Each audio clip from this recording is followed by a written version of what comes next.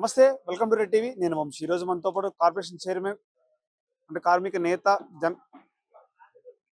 జనక్ ప్రసాద్ గారిని ఒకసారి మాట్లాడే ప్రయత్నం. ఒకసారి సార్ నమస్కారం. సార్ నమస్తే అండి. సార్ ఎలా ఉంది ప్రచారం? కాంగ్రెస్ జూబ్లీస్ ఉప ఎన్నికలు ఎలా జరుగుతుంది? జూబ్లీస్ లో జరిగేటువంటి బై ఎలక్షన్ లో కాంగ్రెస్ పార్టీ ప్రచారంలో ముందుంది. దానికి ప్రధానమైన కారణం ఏంటంటే గతంలో 3 సార్లు జరిగిన ఎన్నికల్లో టిఆర్ఎస్ కు ఓటేసినాక ఈ ప్రాంతంలో అభివృద్ధి జరగలేదు. రోడ్ల పరిస్థితి అధ్వానంగా ఉంది.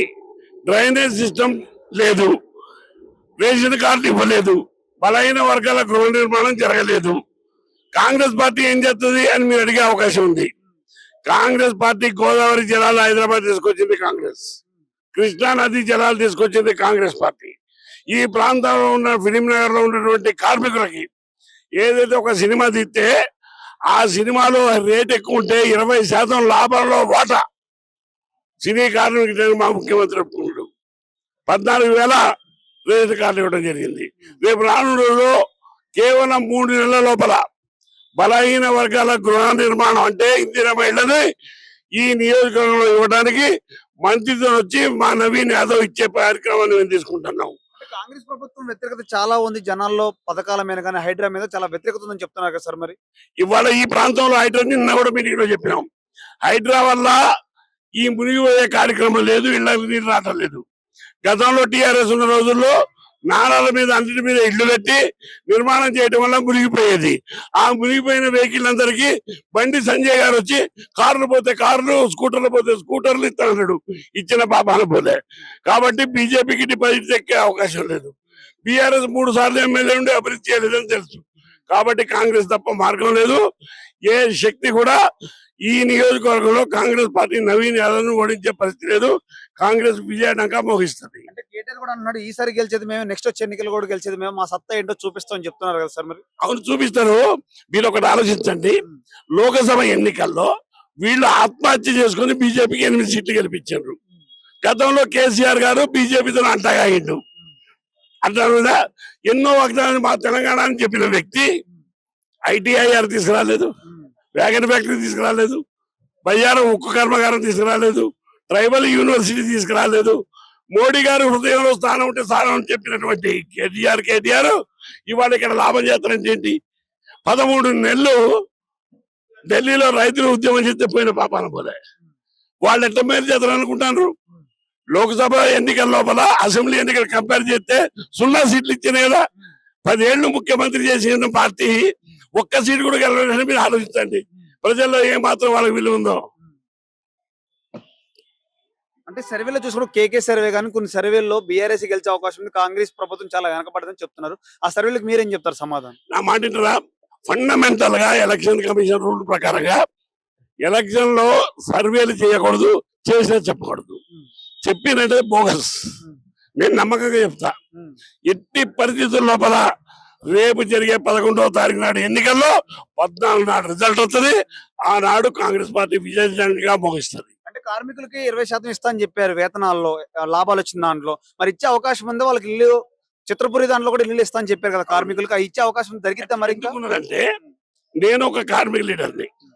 సింగరేణి కాలేజీలో 1,00,000 మంది కార్మికులు పనిచేస్తారు. మా దగ్గర లాభాల వాటా పేమెంట్ చేసే రూల్ ఉంది, ఇస్తాను. కాంట్రాక్ట్ కార్మికులు కూడా మేము లాభాల వాటా ఇస్తాను. కాబట్టి చిత్ర పరిశ్రమ ఇవ్వడానికి ఇబ్బంది ఉంది. ఇంట్లోకెళ్ళి ఇవ్వలేదు ఎవరు? లాభాలు వచ్చిన ప్రొడ్యూసర్ ఇస్తారు, ఆ డబ్బులు కార్మికులకు ఇస్తారు. కాబట్టి గవర్నమెంట్ మీద ఏం పడుతుంది? మరి సింగరేణి కార్మికులకి ఏం చేస్తుంది కాంగ్రెస్ ప్రభుత్వం అంటే ఏం చెప్తారు? సింగరేణి కార్మికులకి ఏం చేస్తుంది? సింగరేణి కార్మికులకి మేము 900 కోట్ల రూపాయలు మొన్ననే బోనస్ పే చేసినాం. 400 కోట్ల రూపాయలు బోనస్ పే చేసినాం. సింగరేణి కాలేజీలో కొత్త ఉద్యోగాలు తీసుకొస్తున్నాం, ఎంప్లాయ్మెంట్ కలిగిస్తున్నాం. ఇవాళ భారతదేశంలో సింగరేణి కాలేజీ తలమానికంగా ఉంది. 100 కోట్ల రూపాయలు సెస్ పే చేస్తున్నాం. ఎంఎంటీఆర్ పనులు ఇస్తున్నాం, మేము సిఎస్ఆర్ నిధులు ఇస్తున్నాం. రాష్ట్ర అభివృద్ధికి మా కంపెనీ పోతుంది, మా కార్మికులు కష్టపడతాం. అంటే ఇక్కడ కార్మికులకు కూడా, సినిమా కార్మికులకు కృష్ణానగర్ మనం చూసుకుంటే జూబ్లీస్ ఎన్నికల్లో ఒక హాస్పిటల్, ఒక కాలేజ్ కడతా అని చెప్పారు. జరిగే అవకాశం ఉంది అంటారు ఇక్కడ కృష్ణానగర్ లో? ఏం పెద్ద బ్రహ్మాండం అండి. అంత పెద్ద కాలనీలో హాస్పిటల్ కట్టడం అనేది నథింగ్. అది పెద్ద. ఎందుకంటే గతంలో ఉన్న 10 సంవత్సరాల ప్రభుత్వం ప్రజల మీద దృష్టి పెట్టలే. దోపిడీ చేయడంలో దృష్టి పెట్టింది, మోడీకి ఊడిగం చేయడంలో దృష్టి పెట్టింది. ప్రజలను పట్టించుకున్న పాపాన పోతే ఇవాళ ఎందుకు ఎక్కడికి వెళ్ళలేకపోతున్నారు? ఎందుకు ఒక ఎంపీకి వెళ్ళలే? అంటే రేవంత్ రెడ్డి గారు కూడా చూసుకున్నట్టయితే టార్గెట్ పెట్టుకొని మరి జూబ్లీస్ ఎన్నికలు ఖచ్చితంగా గెలిపేయాలని ఆయన కూడా పాదయాత్ర ఇలా బైక్ ర్యాలీ కూడా చేస్తున్నారు. ప్రతి విషయంలో ఆయన ముందులో అడుగేస్తున్నారు. ప్రతి మంత్రి కూడా తిరుగుతున్నారు. ఎందుకు ఎంత దృష్టి పెట్టారంటే ఏం చెప్తారు? అసలు ప్రతి ఎన్నికలు దృష్టి పెడతాం మేము. ఉమ్. ఎందుకు పెట్టాం? అంటే ఎప్పుడు లేని విధంగా అట్టగానండి. బై ఎలక్షన్ లో గతంలో దుబ్బాకలో కేసీఆర్ పోయిందా? ఇవాళ ఎందుకు రాలే? ఎట్లాగూ ఓడిపోయేదానికి నేను ఎందుకు పోవాలని రాలేదు. మేము ఎట్లాగూ గెలవాలని మేము వస్తున్నాం. ఉమ్. అంటే గెలిచే అవకాశం తక్కువని చెప్తున్న కాంగ్రెస్ ప్రభుత్వం నేను నా మాట ఏంటంటే ఇవాళ ఎవరు చెప్పింది అన్నది కాదు, ప్రజల దాన్ని మేము చూసినాం. ఎట్ ఎనీ సర్కమస్టెన్సెస్ జూబ్లీస్ లో కాంగ్రెస్ క్యాండిడేట్ గెలుతాడు, నవీన్ యాదవ్ గెలుతాడు. ఛాలెంజ్ చేయడం తప్పు కాబట్టి చేయట్లేదు, షరతులు కట్టడం ఇల్లీగల్ కాబట్టి కట్టట్లేదు. కాంగ్రెస్ విజయంగా ముగిస్తుంది. నమస్తే అండి. నమస్తే, మీ పేరు? నా పేరు మొహమ్మద్ అబ్దుల్ ఖాదర్. ఎక్కడుంటారు? నేను తులిచొగులు ఉంటాను. ఏంటి పరిస్థితి? జూబ్లీస్ ఉప ఎన్నికలు ఎలా ఉంది? ఏ పార్టీ గెలుస్తుంది అనుకుంటున్నారు? జూబ్లీ హిల్స్ లో బిఆర్ఎస్, బీజేపీ, కాంగ్రెస్ ముగ్గురు నిలబడ్డారు. ఉమ్. అందరు ప్రయత్నాలు చేస్తా ఉన్నారు. ఉమ్. కానీ ఇంతకు ముందు ఉన్న పార్టీ వాళ్ళు 12 సంవత్సరాలు ఇక్కడ, ఉమ్. 10 సంవత్సరాలేమో వాళ్ళ గవర్నమెంట్ ఉంది, ఉమ్. బిఆర్ఎస్ గవర్నమెంట్, 2 years ఏమో కాంగ్రెస్ గవర్నమెంట్ ఉంది. ఉమ్. కానీ ఇక్కడ అందరు టాక్స్ ఏమున్నాయంటే ఉమ్. డెవలప్మెంట్ అనేది చేయలేదని టాక్స్ ఉన్నాయి. 3 సార్లు గెలిపించినాము. ఈసారి వేరే వాళ్లకు ఛాన్స్ ఇద్దామని ఆలోచన వస్తే వాళ్ళకి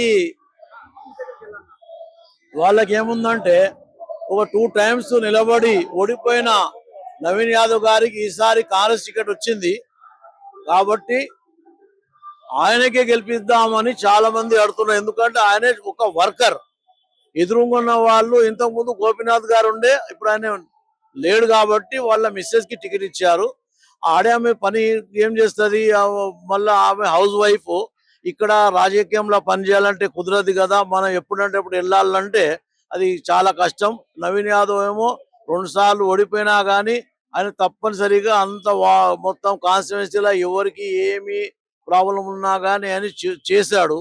ఎవరికన్నా ఫీజు అవసరం ఉంటే స్కూల్లో ఫీజు కట్టాడు, ఎవరికన్నా హాస్పిటల్లో అడ్మిట్ అయినప్పుడు ఫీజు లేకపోతే ఫీజు కట్టాడు. అంటే సర్వేలో నవీన్ యాదవ్ ఓడిపోతున్నాడు, బీఆర్ఎస్ గెలుస్తుందని చెప్తున్నారు కదా మరి. ఇప్పుడు సర్వే రిపోర్ట్ ఎట్లా ఉంటాయంటే, ఇప్పుడు పార్టీ తరఫున సర్వే చేయించిన వాళ్ళు వాళ్ళ పార్టీకే పెచ్చు చూపిస్తారు. మీరు ఏ పార్టీ లేని అటువంటి అతనికి సర్వే అతనికి చెప్పండి, అప్పుడు నిజం నిజాయితీగా సర్వే వస్తేనేమో అది లెక్క. ఇక వాళ్ళు సర్వేలు గిరివేలు వాళ్ళు చేసుకుంటే వాళ్ళు పైసలతోటి సర్వే, వాళ్ళ పార్టీ తోటి సర్వే. సర్వే ఎలా చేయాలి అంటే మొత్తానికి ఏ పార్టీ లేకుండా అందరిని చూసి బాగా గమనించి చేసి అతనితోటి సర్వే చేయిస్తే అప్పుడేమో కాంగ్రెస్ పార్టీ వైపే వస్తుందని అనిపిస్తుంది. అంటే పథకాల మీద కానీ తర్వాత ఈ ప్రభుత్వం మీద వ్యతిరేకత ఉంది అని మాట్లాడుతున్నారు కదా. బీఆర్ఎస్ ఖచ్చితంగా మేమే గెలుస్తాం, ఈ ఎన్నికలు ఉప ఎన్నికలు నెక్స్ట్ వచ్చే ఎన్నికలు కూడా మేమే గెలుస్తాం, మా ప్రభుత్వం ఏంటో చూపిస్తాం అని చెప్తున్నారు కదా మరి వాళ్ళు. ఇప్పుడు పథకాలు అంటే కాంగ్రెస్ పార్టీ పథకాలు అన్ని బాగున్నాయి. 200 యూనిట్లు ఇస్తున్నారు ఫ్రీగా, 500 రూపాయలకి సిలిండర్ ఇస్తున్నారు తక్కువ రేట్కి, సగం రేట్కి. తర్వాత బస్సులు ఫ్రీ చేసినందుకు అమ్మాయిలకు, లేడీస్ కి, మహిళలకు చాలా, సిటీలో ఉన్న వాళ్ళకైతే చాలా లాభం అవుతుంది. ఇంకా సన్నపి బియ్యం ఇస్తున్నారు, రేషన్ కార్డులు ఇచ్చారు. వచ్చే రోజుల్లో ఇంకా చేద్దామని ఉంది, కానీ ఇప్పుడే 2 సంవత్సరాలనే మొత్తాన్ని ఎన్ని వాగ్దానాలు చేసారో ఇప్పుడు చేయాలి అని పబ్లిక్ ఉంది. అది చేద్దామని కూడా రేవంత్ రెడ్డి గారికి కాంగ్రెస్ పార్టీకి ఉంది. కానీ పోయిన గవర్నమెంట్ మొత్తం అప్పుల పాలు చేసి పోయినందుకు వీళ్ళకు ఇవన్నీ ఒకటేసారి చేయాలంటే కుదురుతలేదు. కానీ వచ్చే రోజులలో ఎన్ని వాగ్దానాలు చేసారో కాంగ్రెస్ పార్టీ అది మొత్తం ఇస్తానని రేవంత్ రెడ్డి గారు కూడా చెప్తున్నారు. కాబట్టి వచ్చే రోజులుగా ఇది బాగా కాంగ్రెస్ పార్టీ బాగుంటుందని ఏ పబ్లిక్ ఏదైతే వ్యతిరేకం అంటారో వాళ్ళే కాంగ్రెస్ పార్టీ బాగుందంటారు. ఒకటి ఏంటంటే రియల్ ఎస్టేట్ మాత్రం కొద్దిగా తగ్గింది కాబట్టి అందరికి ఇట్లా అనిపిస్తుంది. రియల్ ఎస్టేట్ తప్పితే ఈ గవర్నమెంట్ లో వేరేది ఏమీ తక్కువ లేదు. పోయిన గవర్నమెంట్ మొత్తానికి మొత్తం అప్పుల పాలు చేసింది. ఇంతకు ముందు 10 years 12 సంవత్సరాల ముందు కాంగ్రెస్ పార్టీ టిఆర్ఎస్ కి ఇది గవర్నమెంట్ ఇచ్చినప్పుడు ఎంత అప్పు ఉండే, ఇప్పుడు వీళ్ళు 2 years బ్యాక్ ఇచ్చినప్పుడు ఎంత అప్పు ఉన్నది, దాని మీద లెక్క చూస్తే ఏమి అప్పు లేని రాష్ట్రం ఇప్పుడు అప్పుల పాలైంది. ఇప్పుడు 8,000 కోట్ల రూపాయలు మొత్తం అప్పు ఉన్నది. ఒకవేళ మనిషికి పంచితే 4 కోట్ల మనుషులు ఇక్కడ 4 కోట్లకు మనిషికి 2 లక్షల రూపాయలు అప్పు ఉన్నట్టు. అంటే ఇంత అప్పు చేస్తే అంత ప్రాబ్లమే అవుతుంది కదా. అందుకోసం వచ్చే రోజులల్లో కాంగ్రెస్ పార్టీ అన్ని కరెక్ట్ గా చేసుకొని ఎన్ని పథకాలు చెప్పిర్రో ఎంత మాట ఇచ్చిర్రో మొత్తం నిలబెట్టుకునే పొజిషన్ ఉన్నది. ఇంకా ఎక్కువ చేద్దామని కూడా రేవంత్ రెడ్డి గారు చెప్తున్నారు.